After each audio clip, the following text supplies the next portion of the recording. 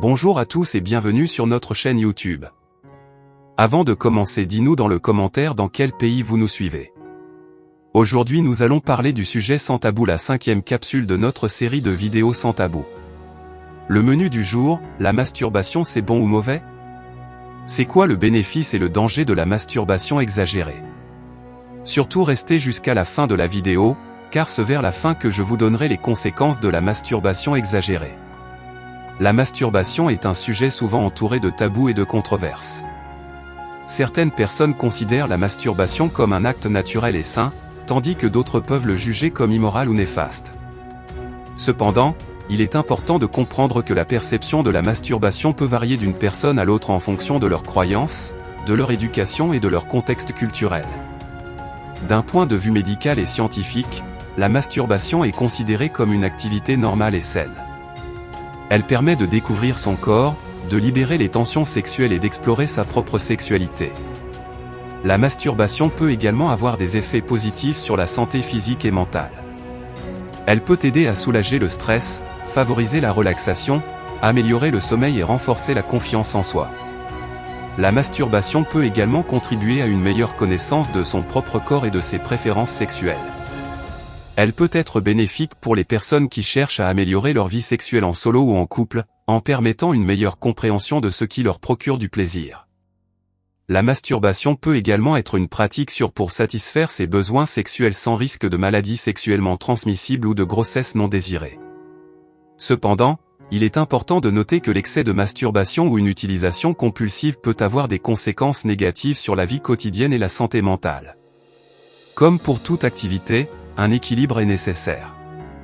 Si la masturbation devient une préoccupation excessive au détriment des responsabilités quotidiennes, des relations interpersonnelles ou de la santé mentale, il peut être judicieux de chercher de l'aide professionnelle pour évaluer la situation. Il est également important de respecter les choix et les convictions individuelles en matière de sexualité. Certaines personnes peuvent choisir de s'abstenir de la masturbation pour des raisons religieuses, personnelles ou culturelles, et cela doit être respecté. Le jugement ou la stigmatisation de la masturbation est non constructif et peut nuire à l'estime de soi et au bien-être émotionnel. En conclusion, la masturbation peut être considérée comme une pratique normale et saine pour la plupart des individus. Elle peut contribuer à l'exploration de la sexualité, à la satisfaction personnelle et à la gestion du stress. Cependant, il est essentiel de maintenir un équilibre et d'écouter les besoins et les limites de son propre corps. Chacun est libre de décider ce qui est bon ou mauvais pour lui-même en matière de sexualité, tant que cela se fait dans le respect de soi et des autres. Voici maintenant le danger de la masturbation exagérée.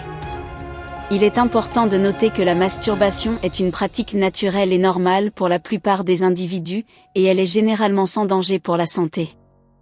Cependant, dans de rares cas, il peut y avoir des circonstances spécifiques où la masturbation peut présenter des risques ou des dangers potentiels. Il est crucial de prendre en compte ces éléments pour une approche équilibrée et informée de cette pratique. Numéro 1. Excès et dépendance.